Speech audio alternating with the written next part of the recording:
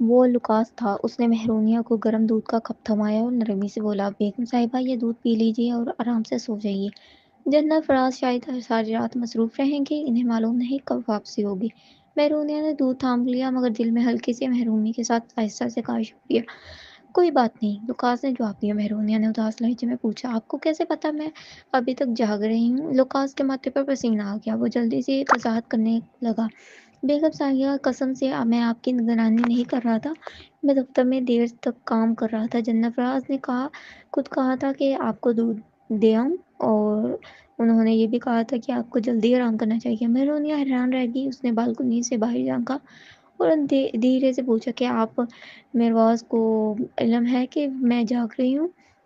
Lucas نے اور زیادہ گھبراہٹ کے ساتھ کہا، جنرل فراز کا دفتر چند گلیوں کے فاصلے پر ہے، سب سے اونچی عمارت کی چوٹی پر ہے، وہاں سے ڈیرومیٹر صاف نظر آتا ہے، پوری عمارت اندھیرے میں ڈوبی ہے، بس آپ کے کمرے کی بتی جل رہی ہے، تو ظاہر ہے انہیں معلوم ہے کہ آپ جاگ رہی ہوں گی۔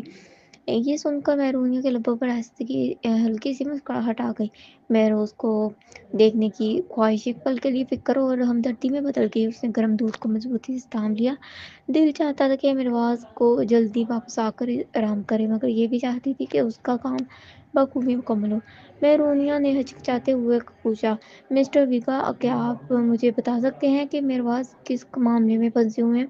لوکاس کچھ دیر سوچتا رہا، پھر احتیاط سے بولا، فوجی مشق ایک حادثے کی وجہ سے مصنوع ہو گئی ہے، اس کے علاوہ سہربیہ برکزئی نے ایک بار پھر جنرل فراز کی مصیبت کھڑی کی اور وہ اس کے نتائج بھگت رہے ہیں۔ مہرونیہ نے جیسے ہی سیلی کا نام سنا، اس کے دل میں کڑواہٹ ابھر آئی۔ وہ سمجھ نہیں پائی کہ مہرواز ہر بار کیوں سیلی کی کوتاہیوں کو نظر انداز کرتے ہیں، اس کی غلطیوں کا ازالہ کرنے میں لگ جاتے ہیں۔ کیوں لگتا تھا جیسے وہ اس پر حد سے زیادہ نرمی برتتے ہیں۔ لوکاس نے ایک لمحہ سوچ کر مزید کہا، بیگم صاحبہ میں سب تفصیلات نہیں بتا سکتا، لیکن جنرل فراز واقعی بہت تھک چکے ہیں، حالیہ دنوں میں بہت سی پریشانیاں کھڑی ہوئی ہیں۔ وہ جھنجھلا کر بولا، ابھی چند روز پہلے ہی سہربیہ نے غلطی سے ہمارا ایروڈیم توڑ دیا، ایک لمحے میں ہم $80 ملین کا نقصان کر بیٹھے ہیں۔ ہم یہ بڑی مشکل سے دوبارہ ایروڈیم حاصل کیا ہے، مگر وہ بھی ایک بدنیات غیر ملکی ادارے کی وجہ سے آلودہ نکلا۔ ابھی سب پروفیسر سر کھپائے بیٹھے ہیں کہ اسے صاف کیسے کیا جائے، لیکن ہر بار ناکام ہو رہے ہیں۔ اگر یہ کام جلد نہ ہوا تو یا تو ہمیں دوبارہ خریدنا پڑے گا یا پھر بیرون ملک بھیج کر سائنسدانوں سے صاف کروانا ہوگا۔ جنرل فراز، مہرونیہ نے اس کی بات کاٹ دی، ذرا ٹھہریے۔ اس نے ایک ہی سانس میں دودھ پی لیا، کپ میز پر رکھا اور کارٹین اٹھا لیا۔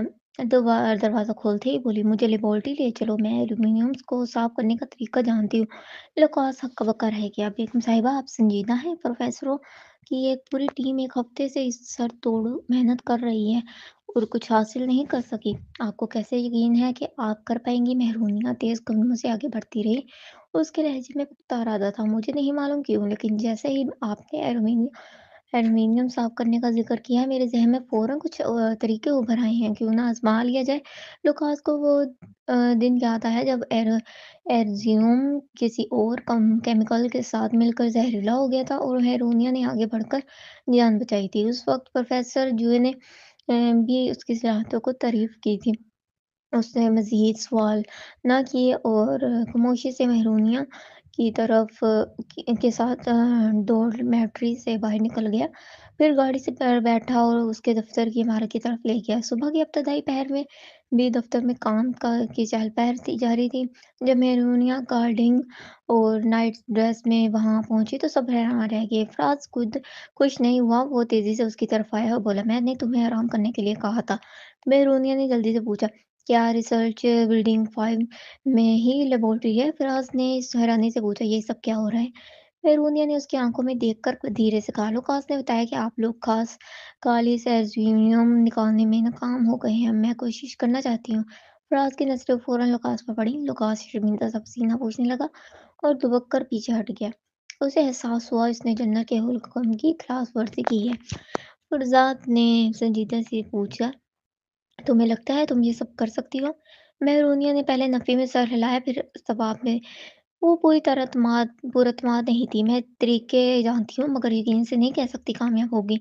आप 1 हफ्ते से कोशिश कर रहे हैं मगर कुछ नहीं बन रहा, तो क्यों ना मुझे आज़माने दिया जाए।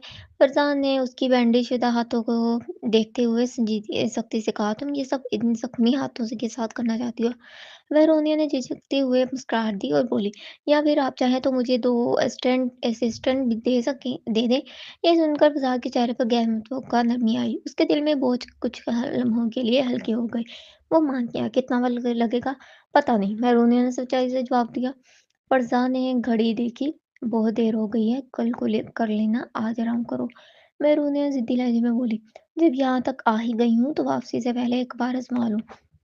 सब हैरत से ये मंज़र देख रहे थे। सख्त गिर और हुक्म चलाने वाला जनरल प्रसाद मेहरोनिया के सामने इतनी नरमी से पेश आ रहा था जैसे कि वही शख्स ना हो। अचानक उसने कमर को हुक्म दिया, डॉक्टर लॉरेंस को बुलाकर कहो कि 2 असिस्टेंट का बंदोबस्त करें और दोबारा तजर्बे की तैयारी करें। जी, कमर ने फ़ौरन तामील की।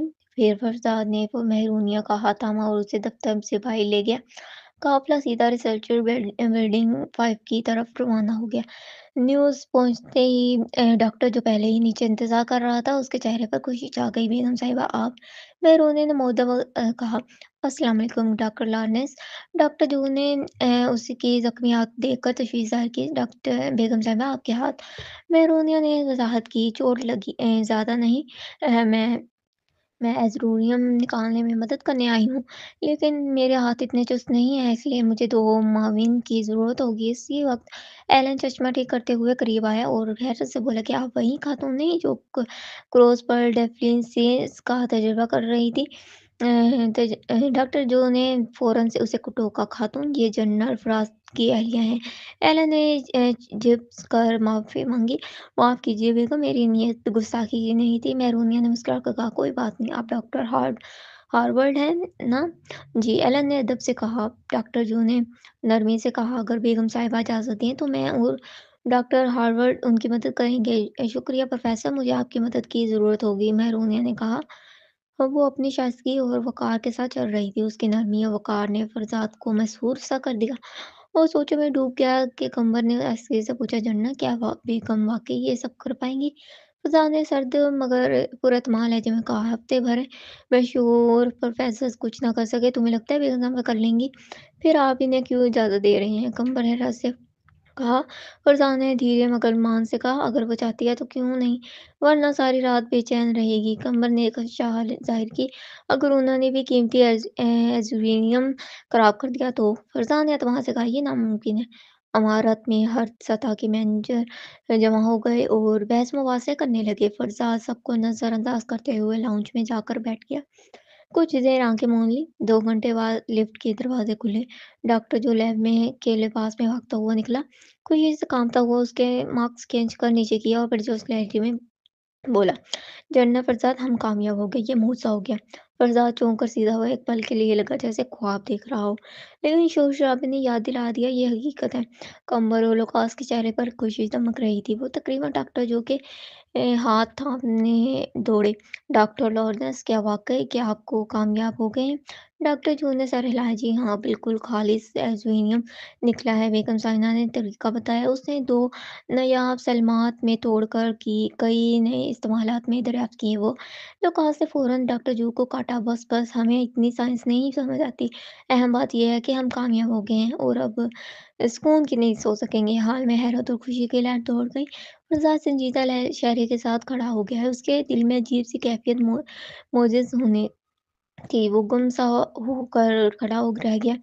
कैप्स्टन्स और प्रोफ़ेसर हैरत से दंग रह गए। चंद एक तो फ़ौरन अपने लैपटॉप और मोबाइल पर टाइप करने लगे। क्या दुनिया में खालिस एल्यूमीनियम निकालने में कितने लोग कामयाब हुए हैं?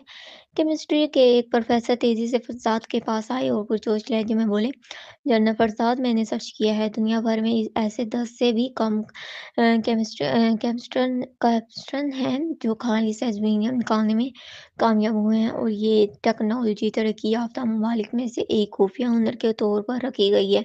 वो इस तक खतीर मुनाफा कमा रहे हैं और सख्ती से इसे अपने मुल्कों के अंदर महदूद कर रखते हैं। फरसाद चौंक कर हकीकत में वापस आया और पूछा, ये 10 केमिस्ट्रन कौन है? یہ پروفیسر نے جواب دیا۔ سورس نے ان کی ذاتی تفصیلات ظاہر نہیں کی ہے۔ مہرونیہ کی کامیابی نے سب کو حیرت سے ڈال دیا۔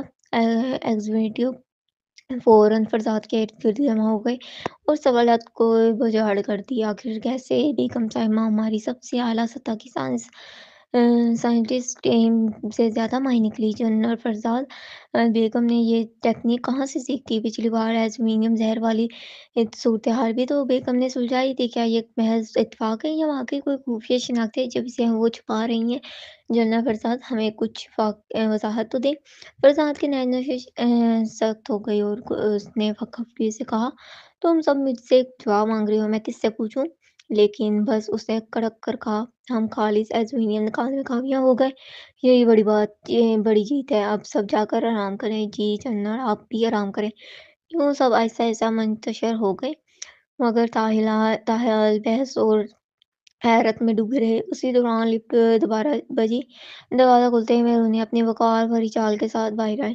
فرزاد ابھی ایک قدم بھی نہ بڑھا پایا کہ لیب کے پروفیسر اور سائنسدان اس کے گرد گھیرا ڈال کر کھڑے ہو گئے۔ عام حالات میں پرسکون رہنے والے یہ سائنسدان آج ایسے بے قابو ہو گئے اور پرجوش تھے جیسے کسی مشہور شخصیت کے مدعا ہو۔ ان کی آنکھوں میں علم کی پیاس جھلک رہی تھی۔ مہرونیہ کے رویے میں نہ ذرا سا غرور تھا، نہ تکبر۔ وہ نہایت عاجزی کے ساتھ ہر سوال کا جواب دے رہی تھی اور لگ رہا تھا جیسے یہ سب اسے لطف دے رہا ہو۔ وقت گزرتا گیا اور پروفیسر کی توانائی ختم ہونے کی بجائے اور بڑھنے لگی۔ فرزاد نے لوکاس کو دیکھا اور دونوں کے درمیان خاموشی اشارہ ہوا۔ لوکاس فوراً آگے بڑھا اور نرمی سے بولا، محترم پروفیسر صاحبان، وقت خاصا ہو چکا ہے۔ بیگم صاحبہ ابھی زخموں سے صحتیاب ہو رہی ہیں۔ بہتر ہوگا ہم زیادہ تفصیلی علمی نشست اس وقت کریں جب وہ پوری طرح سے تندرست ہوں۔ پروفیسر نے فوراً سر ہلایا، جی بالکل، یہ بہتر ہے۔ واقعی دیر ہو چکی ہے بیگم صاحبہ، آپ اب آرام کر لیجیے۔ شب بخیر بیگم صاحبہ۔ یوں سب نے احترام کے ساتھ مہرونیہ کو رخصت کیا۔ وہ فرزاد کے ساتھ کار میں بیٹھ گئی۔ کچھ ہی منٹ کے بعد سفر میں دونوں خاموش رہے، ہر ایک اپنی سوچوں میں گم تھا۔ جب وہ واپس روم پہنچے تو فرزاد نے کوٹ اتارا اور الماری سے پاجامہ نکالا۔ نرمی سے کہا، دیر ہو گئی ہے، تم پہلے سو جاؤ۔ پھر وہ باتھ روم کی طرف بڑھ گئی۔ مہرونیہ بستر کے کونے پر گھبرائی بیٹھی تھی۔ ارد گرد کے سب لوگ تو خوشی اور حیرت میں تھے، مگر فرزاد کا سکون اور سنجیدہ کچھ اور ہی کہانی سنا رہی تھی۔ اسے لگا شاید وہ دوبارہ اس کی شناخت پر شک کرے گا۔ فرزاد ابھی غسل خانے کی طرف جا ہی رہا تھا کہ مہرونیہ کی ٹھنڈی آواز نے اسے روک لیا۔ مہروز، وہ ٹھٹک گیا۔ اس کی پشت اس کی طرف تھی۔ مہرونیہ نے زخمی ہاتھ کو سہلاتے ہوئے دھیرے سے پوچھا، کیا آپ ناراض ہیں؟ فرزاد نے پلٹ کر اس کی آنکھوں میں دیکھا، میں تمہارا شوہر ہوں اور تم ہمیشہ مجھے پورے نام سے پکارتی ہو۔ ناراض نہ ہوں تو کیا کروں؟ مہرونیہ لمحے بھر کو گڑبڑا گئی، پھر جلدی سے وضاحت دی، معاف کیجیے، میرا مطلب وہ نہیں تھا، میں دراصل ایلومینیم والے معاملے کی بات کر رہی ہوں۔ مہروز دھیرے دھیرے مہرونیہ کی طرف بڑھا۔ اس کی آنکھوں میں ایک الگ گہری تاریکی اتری ہوئی تھی۔ وہ اچانک جھک گیا۔ مہرونیہ گھبرا کر پیچھے کو سہمی اور بستر پر جا گری۔ اس کا دل زوروں سے دھڑکنے لگا۔ مہروز بستر پر گھٹنوں کے بل بیٹھ گیا اور دونوں ہاتھ اس کے پہلو میں رکھ کر جھک گیا۔ اس کا سایہ، اس کی خوشبو، سب کچھ مہرونیہ پر چھا گیا۔ اس کی سانس بے ترتیب ہونے لگی، دل میں انجانا سا خوف اور عجیب سی الجھن بھر گئی۔ مہروز نے خوشی سے کہا، بیگم تمہیں میرے ساتھ اوپر ہونا پسند ہے یا نیچے؟ مہرونیہ کا رنگ فک ہو گیا، میرا یہ مطلب ہرگز نہیں تھا، اس نے کپکپاتے لہجے میں کہا، مگر اسے یوں لگا جیسے مہروز کی شوخی کے پیچھے چھپی کوئی سنجیدگی ضرور ہے۔ تم خوش کیوں نہیں لگ رہے؟ لیب سے نکلنے کے بعد سے تم مجھ سے بات ہی نہیں کر رہے تھے، مہرونیہ نے دھڑکتے دل کے ساتھ پوچھا۔ مہروز نے ہلکی سی مسکراہٹ کے ساتھ کہا، خالص ایلومینیم کی کامیابی استخراج سے نہ صرف میرا یہ بے پناہ پیسہ بچا ہے، بلکہ ہماری ٹیکنالوجی بھی آگے بڑھی ہے۔ خوش کیوں نہ ہوں؟ مہرونیہ کی آنکھوں میں گہری تپش ابھری۔ پھر کیا دوبارہ میری شناخت پر شک کر رہے ہو، اسی لیے یوں برتاؤ کر رہے ہو؟ مہروز نے ٹھنڈی سانس لے کر کہا، میں نے تمہاری شناخت پر شک کرنا کبھی بند نہیں کیا۔ یہ سن کر مہرونیہ کی پیشانی شنکآلود ہو گئی۔ اس نے ناپسندگی سے اسے دیکھا، جیسے اس کی دل کا بھید جاننا چاہتی ہو، مگر مہروز نے نرمی اختیار کی، سوچنا چھوڑ دو، میں ناراض نہیں ہوں، بلکہ بہت پرجوش ہوں، بس تم نے مجھے جو جھٹکا دیا اسے ہضم کرنے کے لیے وقت چاہیے، ٹھیک ہے؟ مہرونیہ نے نرمی میں سر ہلایا، چلو خیر تمہاری سمجھنے کی ضرورت نہیں، سو جاؤ، 1 بج چکا ہے۔ اس نے گھڑی کی طرف اشارہ کیا۔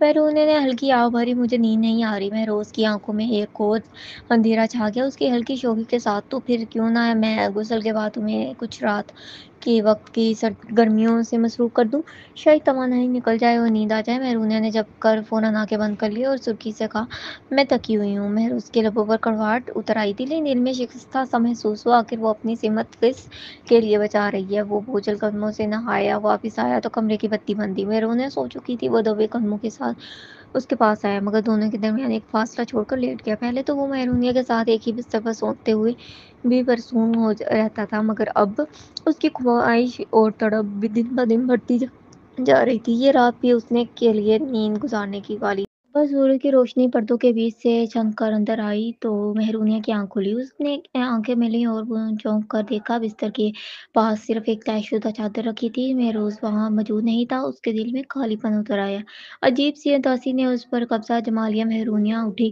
وضو غسل کیا اور کپڑے بدل کر بال کھلے چھوڑتے ہوئے کمرے سے باہر نکل گئی۔ دروازے پر سیلی اس کا انتظار کر رہی تھی۔ سیلی بازو لپیٹے دیوار سے ٹیک لگائے کھڑی تھی، اس کے باوجود سے سختی اور اعتماد جھلک رہا تھا۔ مہرونیہ نے حیرت بھری نگاہ ڈالی۔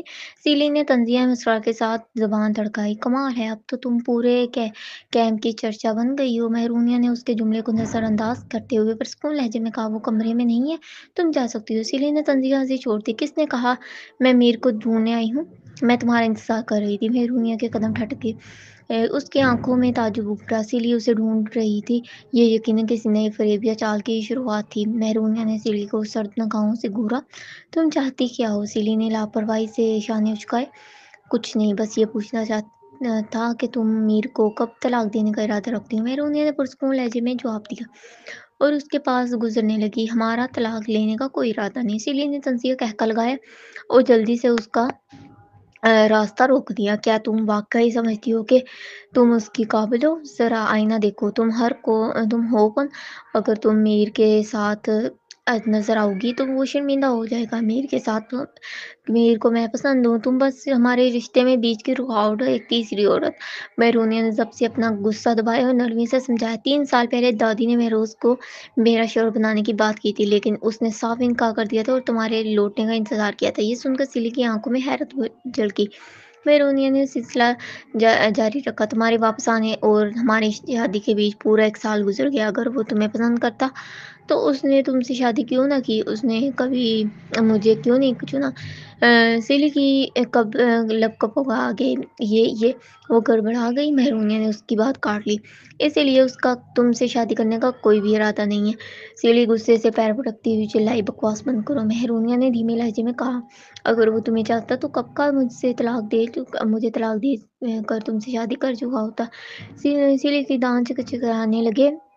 اس نے سختی سے پوچھا، کیا اس نے کبھی کہا کہ وہ تمہیں پسند کرتا ہے؟ مہرونیہ کے دل پر خراسی آئی، اس نے سچائی بیان کی، نہیں، وہ چاہتی تھی کہ سیلی بس اس کا پیچھا چھوڑ دے۔ یہ سن کر سیلی کی آنکھوں میں جیت کی چمک ابھری، میں جانتی تھی کوئی مرد باسی کھلونا نہیں چاہتا۔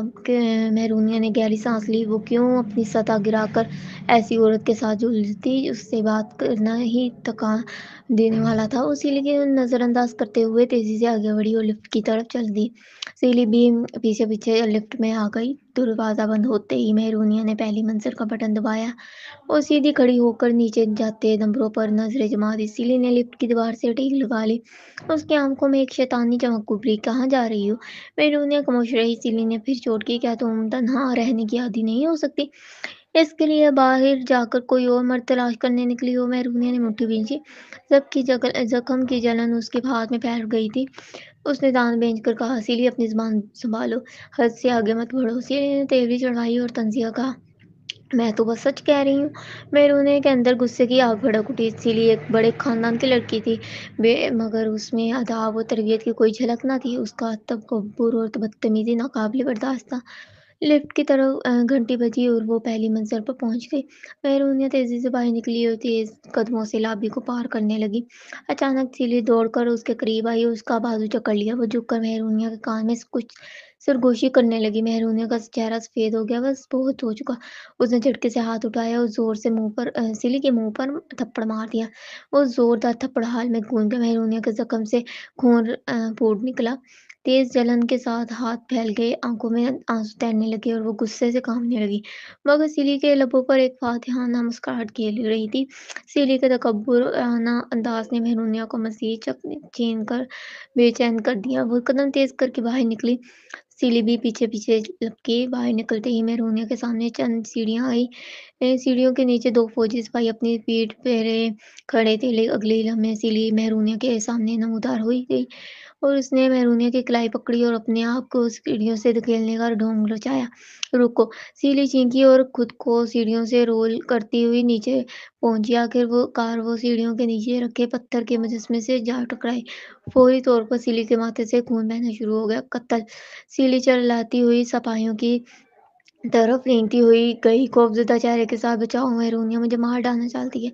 सिपाहियों ने फ़ौरन सिली की मदद की और हैरत से मेहरूनिया की तरफ देखा। मेहरूनिया चौंक सी गई, क्या बस फिर सिली फिर से उसे झूठा इल्ज़ाम लगा रही? मेहरूनिया सिली की चालों से बखूबी वाकिफ़ थी, मगर वो हर बार वो हदें मज़ीद बढ़ाते हुए जा रही थी। सिली ने खून से निशान ज़दा माथे को पकड़ा और सिपाहियों के साथ पीछे काँपती हुई रही। उसने तरस खाकर पुकारा, "जल्दी पुलिस को बुलाओ, मेहरूनिया मुझे मारने की कोशिश कर रही है।" इस वक़्त और भी तमाशाई उसके इर्द-गिर्द इकट्ठा हो गए थे। हर कोई जानता था मेहरूनिया कौन है और किसकी जुर्रत ना थी कि वो उसे डाँटे या पुलिस बुलाए। रास्ते पर सवारी में बैठा लोकास ने संगीन चेहरा लिए फ़ोन बंद कर दिया। वो पीछे की नशिस्त पर बैठे महरोज़ की तरफ जल्दी से मुड़ा। "बड़ी खबर है जन्नत फरज़ाद, बेगम फरज़ाद भी मुसीबत में है।" महरवास ने हाथ में थामे दस्तावेज़ बंद कर दी। "क्या हुआ?" "बेगम साहिबा ने मिस सहरबिया बेग़ज़ी को ज़ख्मी कर दिया है और अब वो पुलिस बुलाना चाहती हैं।" लूकास ने कहा। मेहरबाज ने मुट्ठी भरी और उसे चेहरा संभल गया। "वापस मुड़ो।" लूकास ने घड़ी की तरफ देखा, लेकिन अभी मेहरबाज का गुस्सा उबला। "जी जनाब।" कोई भी मेहरबाज के हुक्म की मुखालफत की हिम्मत ना कर सका। जो सफ़र आधा घंटा लेता था, वो 15 मिनट में तय हुआ। वहाँ पुलिस भी पहुँच चुकी थी। डॉर्मेट्री के बाहर एक हजूम जमा हो चुका था। दो गिरोह बंदूकें उठाए एक-दूसरे के सामने खड़े थे। काले फौजी वर्दी में पहने सिपाही मेहरूनिया की कड़ी निगरानी कर रहे थे, जबकि भूरी वर्दी में पुलिस अफ़सर गिरफ्तारी के लिए तैयार हो रहे थे। अफ़सर मॉर्गन चैडवेल ने फूँक कर कहा, "अपनी जगह ये पे रहो। तुम्हारा फ़र्ज़ मुल्क का दिफ़ा है। ये मार-पीट का मुकदमा हमारे इख्तियार में आता है।" सिपाहियों ने सख्त लहजे में जवाब दिया। जन्नत फरज़ाद के हुक्म के बगैर किसी को भी बेगम फरज़ाद हमसे लेने की इजाज़त नहीं। सीली ने गुस्से से पाँव पटका और सिपाहियों की तरफ इशारा करते हुए, "क्या तुम सब अंधे हो? वही है जैसे जन्नत फरज़ाद चाहता है। हम साथ बड़े हुए हैं और ख़ानदान से भी करीब हैं। अब जबकि वो मुझे मार डालने की बात कर रही है, तुम्हें मेरी हिफ़ाज़त करनी चाहिए।" सिपाही उसकी बात पर कान न धरे। जन्नत फरज़ाद ने अपनी गैर मौजूदगी में बेगम साहिबा की हिफ़ाज़त का हुक्म दिया है। हम किसी को भी इससे नुकसान पहुँचाने नहीं दे सकते। मेहरूनिया सिपाहियों की दीवार के पीछे महफूज़ महसूस करने लगी और उसकी बातों से दिलगरफ्ता हो गई। मुर्गन ने सिली की ज़ख्म और वफ़ादार सिपाहियों की तरफ देखा और अचानक उसके अंदर चिड़चिड़ापन उतर आया। उसने हुक्म दिया, "जो भी मज़ाहमत करेगा, उसे गिरफ्तार और मुकदमा चलाया जाएगा।" तो पुलिस एहलकारों ने अपने हथियार चढ़ाए और मुकाबले के लिए तैयार हो गए। "बेगम साहिबा को गिरफ्तार करो।" सिपाहियों ने मेहरूनिया के गिर्द ढाल बना ली और एसडी से पीछे हटे। मोरगन का गुस्सा बढ़ा। "छोड़कर जाने का सोचना भी मत।" सिपाहियों ने खबरदार किया, "अगर आपने बेगम फरज़ाद को हाथ लगाया तो जन्नत फरज़ाद तुम्हारी गर्दन ले लेंगे।" मोरगन ने तंज़िए से सामने सांस भरी और अपना सीना तान कर कहा, "मुझे तो तब से ही फरज़ाद पसंद नहीं आया। ये हमारा दायरे इख्तियार है। जो कानून तोड़ेगा उसको मैं सज़ा दूँगा। कोई मुझे और इस मुजरिम को ले जाने से रोक नहीं सकता।" तनाव बढ़ गया। अचानक एक गलबा-भरी आवाज़ गूंजी, जिससे मेरी औरत को छूने की हिम्मत हुई। सबकी नज़रें अचानक इस आवाज़ की तरफ मुड़ गईं। मेहरबाज ने गुस्से में आगे बढ़ा। इसके दाएं और बाएं हाथ पर उसके खास साथी कंबर और लूकास मौजूद थे। जन्नत फरसाद सिपाहियों ने फ़ौरन उसे सैल्यूट किया। महरोज की मौजूदगी ने उसके हौसले बुलंद कर दिए। सिपाहियों के पीछे खड़ी मेहरबानियाँ اس سارے ہنگامے میں پرسکون رہی، مگر جیسے ہی اس کی نظر مہرباز پر پڑی اس کی آنکھیں بھری آئیں۔ اس وقت اس کا دل بری طرح الجھا ہوا تھا۔ اسے نہ تو جھوٹے الزام سے خوف تھا اور نہ دوسروں کی رائے کی پرواہ، لیکن وہ یہ برداشت نہیں کر سکتی تھی کہ مہرباز اسے غلط سمجھے یا اس کی نفرت کرے۔ مہرباز ہمیشہ ہی مردوں میں نمایاں شخصیت کا مالک رہا، آج بھی جب وہ مورگن کے سامنے کھڑا تھا تو یہ حقیقت اور زیادہ نمایاں ہو گئی۔ اس کی شخصیت احترام کے متساوی تھی اور مہرباز کی موجودگی نے مورگن کے غصے کو کم کر دیا۔ مورگن نے آواز دھیمی کر لی، جنرل فرزاد، یہاں قانون کی خلاف ورزی ہو رہی ہے۔ میں صرف جرم کو گرفتار کرنے آیا ہوں۔ براہ کرم اپنے آدمی کو حکم دے کہ ہتھیار نیچے کریں اور اسے میرے حوالے کریں، معاملہ مشکل مت بنائیں۔ مہرباز نے سر نگاہ سیلی پر ڈالی جو مورگن کے ساتھ کھڑی تھی۔ سیلی نے گھبرا کر ہچکچاہٹ کے ساتھ مصنوعی رونا شروع کر دیا اور جلدی سے مہرباز کی طرف لپکی۔ مہربانیاں مجھے مار ڈالنا چاہتی ہے، آپ کو میری مدد کرنی چاہیے۔ مہرباز نے ہاتھ بڑھا کر اس کی پیشانی سے دھکیل کر دیا، اس کی نگاہ مزید سخت ہو گئی۔ کمبر اور لوکاس فوراً آگے بڑھے اور سیلی کو پیچھے کر دیا۔ سیلی پھر چیخی، مہربانیاں مجھے مار ڈالنا چاہتی ہے، آپ کو تو ہمیشہ انصاف کا ساتھ دیتے ہیں، ہم مجرم کی حمایت نہیں کرتے۔ مہربانیاں نے چاہا کہ وہ مہروز کو سب کچھ سمجھا دے، لیکن سیلی کی چلاک زبان کے آگے وہ گنگسی ہو گئے۔ الفاظ اس کا ساتھ چھوڑ گئے۔ مورگن نے تنزیہ مسکراہٹ کے ساتھ کہا، میں بھی ہمیشہ انصاف کے ساتھ کھڑا رہا ہوں، اس لیے مجھے آج مجرم کو گرفتار کرنا ہی ہوگا۔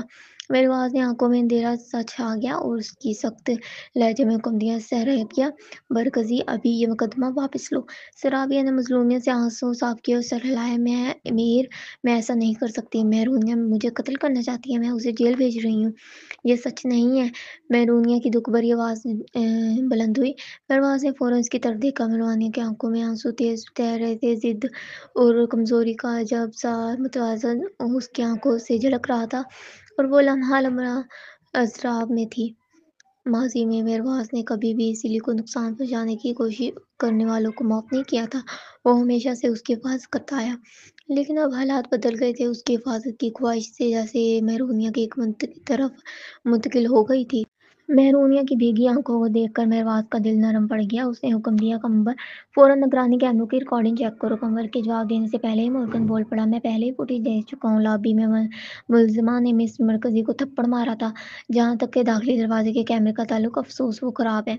خراب ہے؟ مہرباز نے سردار سانس کھینچی، میرے کمانڈر کے نیچے کوئی بھی آلہ ناقص نہیں ہوتا۔ مورگن ششدر رہ گیا۔ مہرباز نے مضبوط لہجے میں کہا، کمبر، آئی ٹی ڈپارٹمنٹ سے کسی کو بھیجو اور کہو کہ اپنے اوزار بھی ساتھ لائے۔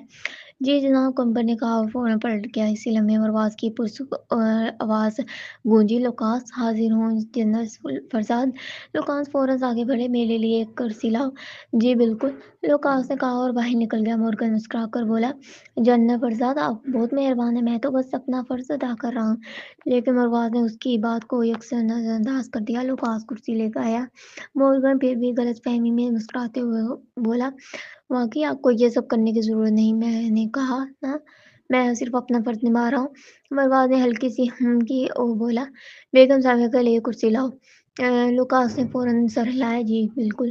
مورگن نے حیران ہو کر پلکیں جھپکائی لی۔ سیلی دنگ رہ گئی جب اس نے دیکھا کہ لوکاس کرسی لا کر مہربانیاں کے سامنے رکھ رہا ہے، بلکہ اس نے سہارا دے کر بٹھایا بھی۔ یہ دیکھ کر خود مہربانیاں بھی حیران رہ گئی۔ سیلی نے غصے سے پاؤں پٹکا، میرے زخمی تو میں ہوں، کیا آپ کے دل میں ذرا سا بھی رحم نہیں؟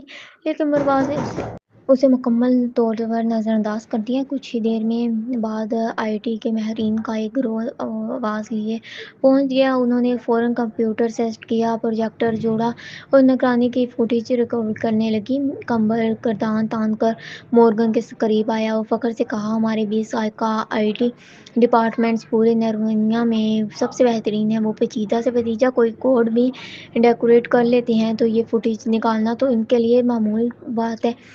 اب سیلی کی گھبراہٹ بڑھنے لگی۔ اس نے اپنی پیشانی پکڑی اور کمزوری سی ایک سپاہی کے سہارے جھک گئی، ورنہ وہ مہرباز سے منت بھرے لہجے میں بولی، میر، مجھ سے برداشت نہیں ہو رہا، میرا سر پھٹ رہا ہے، براہ کرم مجھے اسپتال لے جاؤ۔ لیکن مہرباز پہاڑ کی طرح خاموش اور اٹل کھڑا رہا۔ چند منٹ بعد آئی ٹی لڑکا نے پرسکون آواز میں کہا، جنرل فرزاد، ہم نے فوٹیج نکالی، اب آپ اسے دیکھ سکتے ہیں، اسے اسکرین پر چلاؤ۔ مہرباز نے حکم دیا۔ لابی کی سفید دیوار پر پروجیکٹر کی روشنی پھیلی اور ویڈیو چلنے لگی۔ اس میں دکھایا گیا کہ مہربانیاں نے اور سیلی لفٹ سے باہر نکلتی ہی سیلی نے مہرونیا کو پکڑا اور اس کے کان میں کچھ سرگوشی کی۔ اگلے ہی لمحے مہرونیا پلٹی اور اس کے منہ پر تھپڑ دے مارا۔ سیلی نے فوراً رونا شروع کر دیا اور انگلی اٹھا کر چیخی، دیکھا آپ سب نے، یہ کتنی ظالم ہے، اس نے مجھے بلوا جب مارا۔ سب لوگ حیرت زدہ رہ گئے، لیکن مرواز کے علاوہ اس کے چہرے پر بیزاری اور دکھ کی جھلک نمایاں ہو گئی، خاص طور پر جب اس نے مہرونیا کے زخمی ہاتھ کی طرف دیکھا۔ اس کے دل میں خیال آیا، کیا اس کے زخمی ہاتھ دوبارہ کھل گئے ہیں؟ کیا اسے تکلیف ہوئی ہوگی؟ اسے یاد آیا کہ آخری بار مہرونیا نے کسی پر تھپڑ اسے اس وقت اٹھایا تھا جب فداد نے اسے بیچ پر ڈالا تھا۔ اسکرین پر منظر بدلا اور داخلی دروازے کی فوٹیج سامنے آئی۔ وہاں دکھایا گیا کہ مہرونیا نے سیلی کو سیڑھیوں سے نیچے دھکا دیا۔ سیلی فوراً اسکرین کی طرف اشارہ کیا، سب نے دیکھا نا، یہ سب ثبوت ہے، یہ مجھے دھکیل کر نیچے لے گئی، چاہے سیڑھیاں ہی کیوں نہ ہو۔ اس کا مقصد مجھے نقصان پہنچانا تھا، کم سے کم اسے مار پیٹ کے مقدمے میں تو پھنسایا جا سکتا ہے نا۔